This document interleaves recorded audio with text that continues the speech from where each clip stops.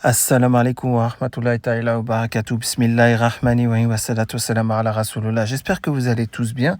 Donc j'avais envie de faire cette petite vidéo parce que, comme vous savez, depuis quelques jours, il y a un sacré buzz autour d'une personne s'appelant Abou, qui est une personne de la télé-réalité et donc qui a fait une interview, si je comprends bien, pour dénoncer son ex-femme et les tromperies qu'elle a pu lui faire et autres. Déjà, quand on est un homme, on raconte pas au public, à tout le monde, qu'est-ce qui s'est passé dans sa vie de couple, déjà pour commencer. Mais bon, ça, c'est religieusement parlant, hein. Bien sûr, je vais maintenant parler avec l'islam comme bouclier et non pas mon avis passionnel. Si je disais mon avis passionnel, je lui dirais, vas-y, prends le cabos ou prends le mos et va la planter carrément. Voilà, ça, ce serait mon avis passionnel. Voilà, mon avis d'instinct d'homme. Voilà. Ouais, je dirais, va la gifler, va la planter avec le mousse et tout ça. Mais je peux pas, je suis musulman, j'ai pas le droit de dire ça. En tant que musulman, j'ai même pas le droit de faire ça. En tant que musulman, si j'étais à sa place. Maintenant, voilà, ce que je comprends pas, c'est que les gens, on va commencer par ça, hein, bien sûr, les gens sont là à parler que de ça. Ça fait le buzz après une telle envergure que tout le monde connaît l'histoire. Ah ouais, c'est le mec, déjà, je sais même pas, c'est un mec de, je crois, la Villa des Cœurs Brisés ou un truc comme ça, si je comprends bien. Il a fait de la télé-réalité en gros. Et il est sorti même avec je sais pas qui, je sais même pas les noms, hein. Et de la télé-réalité, c'est quelqu'un qui est connu, qui serait, il aurait un métier comme coach sportif ou un truc comme ça. Si j'ai bien compris, hein, moi je connais vaguement, j'ai pas envie d'en savoir plus sur sa vie. Mais il y en a, ils connaissent par cœur. Des barbus et des voilés qui connaissent par cœur sa vie, qui connaissent avec qui il est sorti, les noms, tout ça. Vous n'avez pas honte? Pourquoi je veux dire que vous n'avez pas honte? Si vous connaissez le prophète Ali Salam, avec combien de femmes il s'est marié, et donner le nom de toutes ces femmes avec qui il s'est marié, et les décrire, c'est-à-dire elles sont nées où, et elles sont mortes où, et à quel âge, et elles avaient quel âge quand elles se sont mariées avec le prophète Ali Salam.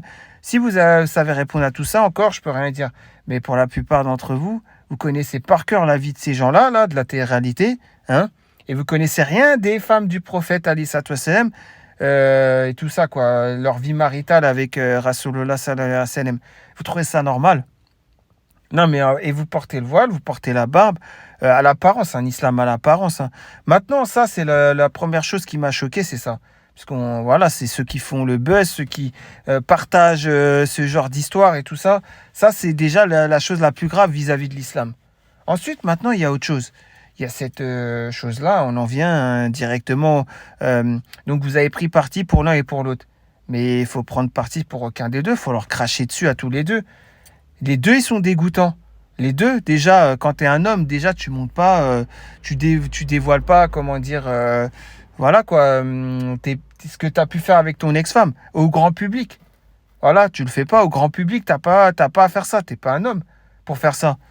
C'est même pas question de salir les sœurs voilées ou quoi, ça n'a rien à voir. C'est question que même si c'était pas une sœur voilée, mais dans tous les cas, t'as pas à dévoiler au grand public ta vie maritale, comment ça s'est passé jusqu'au divorce et pourquoi tu as divorcé.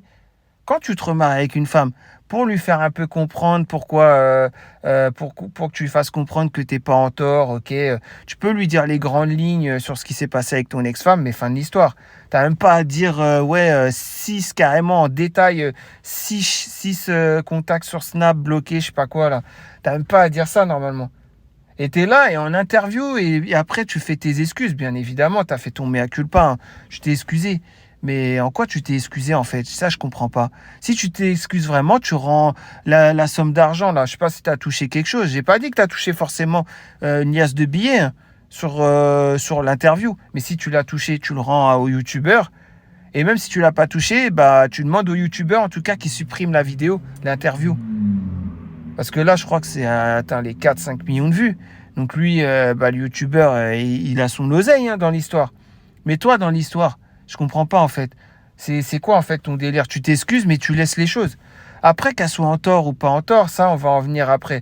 Déjà, maintenant, on y vient. Toi, le premier qui est en tort, c'est toi. C'est toi, t'es sorti de l'islam. T'as fait du shirk billah. Juste en disant, cette femme, elle était trop belle. Son voile, en gros, ça lui allait trop bien. En gros, elle était trop belle. Tu lui donnerais le bon Dieu Tout le monde lui donnerait le bon Dieu parce qu'elle est trop belle. Tu crois que moi, je vais lui donner le bon Dieu parce qu'elle est trop belle? Tu crois que dans l'islam, on nous demande de choisir sa femme pour le physique? On lui demande de choisir sa femme pour quoi? Pour 4 critères. La beauté, certes, la richesse, d'accord, la famille et la religion. Mais il y a une suite à ce hadith. Choisissez-la pour la religion, vous en serez gagnant. Après, tu vas dire, ouais, bah moi, quand je rentrais, elle lisait un livre, je sais plus c'est quoi le nom du livre, soi-disant, je sais pas quoi. Mais tu prends une femme qui s'affiche que tout le monde a déjà vu sa tête. Tout le monde a déjà vu sa tête sur les réseaux sociaux. Bah, de toute façon, toi, t'es pas mieux. Avec tes cours, là, coach sportif et tout ça. T'es vraiment pas mieux, toi. Mais en fait, l'islam, c'est la perdition. Je comprends pas, en fait. Personne ne devrait connaître ton nom. Si on connaît le nom d'une personne, c'est parce qu'il a la religion. C'est pour ça que, par exemple, le nom de Chalabi, un frère, vous connaissez tous Chalabi, hein, et ben ce frère, on connaît son nom. Et son frère, on connaît son nom, pourquoi? Parce qu'il a la science. Parce qu'il nous apprend la religion. Il nous partage le ilm qu'il peut avoir. Voilà pourquoi on connaît son nom. En plus, ce frère-là, Chalabi, il monte pas sa tête. Il monte pas sa grosse tête aux gens. Il n'a pas besoin de montrer une barbe reluisante et tout. Toi, regarde, il y a plein de vidéos, on tape ton nom, on trouve quoi? Des vidéos où tu fais des coachs sportifs, où tu fais des vidéos où tu montres, voilà, tu fais du bodybuilding ou j'en sais rien. Peu importe ce que tu fais, et tu montres que tu es torse nu. Et le pire, c'est pas donc toi, hein, c'est les gens qui comprennent pas ça. C'est les gens qui vont... Parce qu'il y a un islam de passion, tout simplement. Les gens, ils pensent que à leur passion.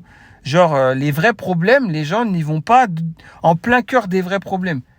Les gens, ils vont chercher les petits détails pour une histoire. Normalement, on devrait dire quoi? On devrait dire, mais toi, t'es sérieux? T'es sorti de l'islam. Tu dis que tu donnes le bon Dieu à une femme parce qu'elle est trop belle. Et t'as compris tout l'islam, toi. Ça, c'est sûr.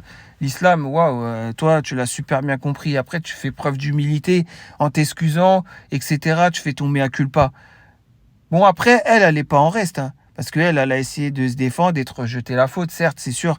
Mais quand on va dans une déchetterie, chercher un sac poubelle, qu'on ne s'attende pas qu'à l'intérieur, on va trouver des perles. Hein. À l'intérieur, on va trouver quoi? Des trognons de pommes avec des mouches, des asticots. On va trouver ça dans le sac poubelle. On va trouver des boîtes de conserve vides.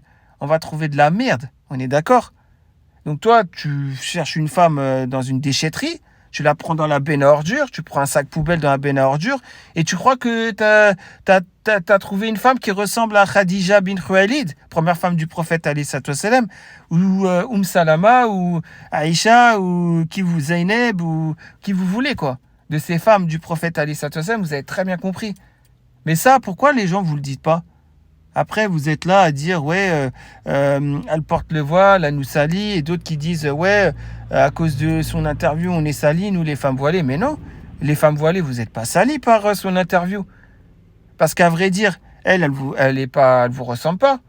Juste parce qu'elle a le voile, elle vous ressemble pas. Normalement, vous avez le cœur blanc et elle, vous savez que elle est sortie tout droit de la déchetterie. Donc normalement, ça ne devrait même pas vous atteindre. Et pourquoi ça vous atteint? Pourquoi vous faites tout un pataquès sur cela? Donc c'est pour ça, je vous dis déjà, j'ai ramené la preuve par A plus B qu'il est sorti de l'islam. D'accord? Il a fait du shirk. Il a mis une femme, sa beauté, au-dessus de Allah. Donc oui, c'est du shirk.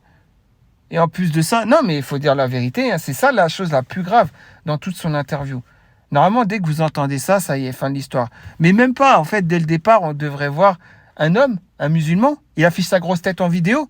Déjà, rien que ça, on devrait éteindre notre ordinateur, nos téléphones. Mais aujourd'hui, on a banalisé cette fitna de habituer les yeux de nos frères et nos sœurs à voir des gens du sexe opposé.